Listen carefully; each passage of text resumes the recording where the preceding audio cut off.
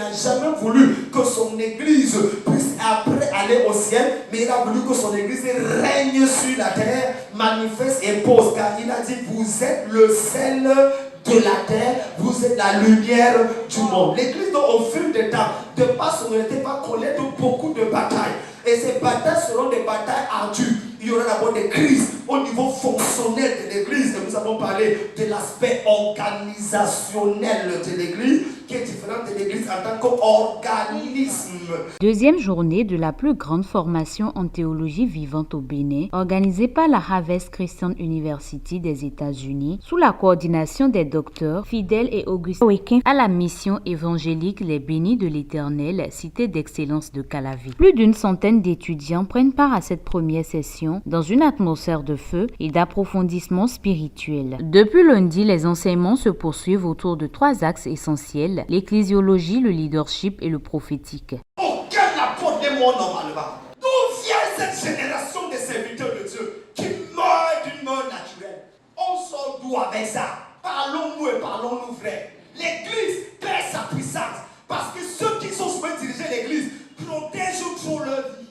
On passe le temps à se sécuriser. Il n'y a plus radicalisme total. Il n'y a plus une passion qui nous dévore. On est devenu en train de dire que non, je protège mes intérêts. Vraiment, je protège mon assemblée. Si quelque chose m'arrive, mon église va devenir quoi? C'est ton église? Tu es mort sur la croix pour elle. Et c'est ça que nous avons aujourd'hui, malheureusement. Après ce cadre apostolique, qu'est-ce qui se passe? Tous les disciples vont être tués par Hérode. Et après Hérode, va tomber le dernier disciple qu'on appelle l'apôtre Jean. Johannes va être littéralement pris dans une mamie du brouillard et il va ressortir vivant. Quelqu'un dit Amen. Amen. Parfois on se demande quel est l'héritage qu'on a reçu de ces gens. Parfois quand on nous regarde aujourd'hui, on se demande son nom. Au point où, quand un prédicateur est accusé par les gens, insulté, méprisé, ce sont les mêmes pasteurs qui veulent l'enterrer. On est devenu tellement impudique qu'on est devenu adultéré avec le monde. L'impudicité, ce n'est pas coucher avec la femme de Christ seulement, c'est laisser Dieu pour coucher avec le monde.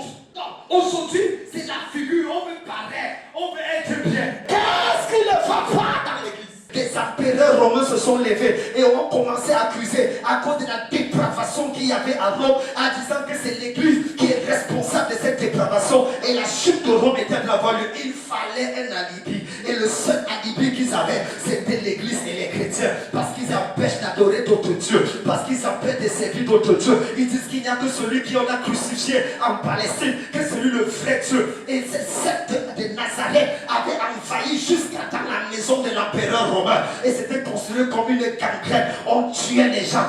Marc Aurèle a saccagé les gens malgré son savoir et son génie. Ils étaient nombreux qui étaient morts. Les femmes avaient des enfants éventrés et tués à cause de leur foi pour Jésus. En fin de session ce mardi, le docteur Augustin Wekin a expliqué le pourquoi de cette initiative et de cette collaboration stratégique avec la Harvest Christian University. Or, après les États-Unis, après Dubaï et récemment après le Gabon, nous avons vu les merveilles de la Harvest University exploser à Port-Gentil, à Libreville, au Gabon. La dernière fois, j'étais témoin vivant de tout ce qui avait été passé pendant les 1 semaine. C'était formidable.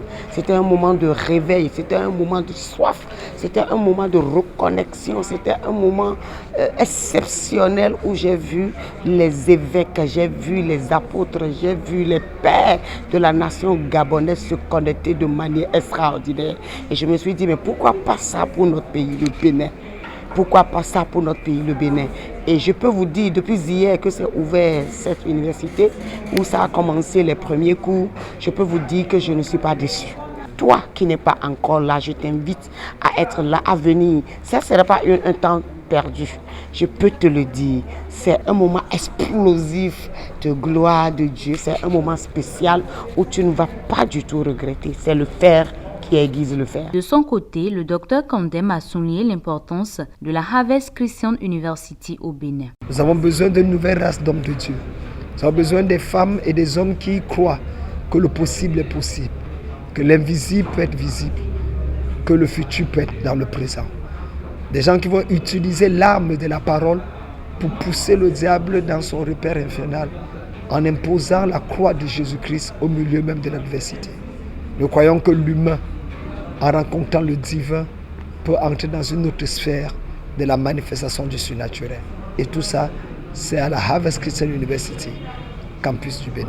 L'apôtre Desfonds, fondateur de la mission évangélique Les Bénis de l'Éternel, a aussi salué cette œuvre, encourageant les participants à s'investir. Plusieurs étudiants ont témoigné également de la richesse des contenus et de l'impact direct sur leur vision ministérielle. En tant que des leaders dans le corps de Christ, nous avons besoin d'être bâtis, d'être formés pour pouvoir remplir parfaitement notre mission de leader d'église.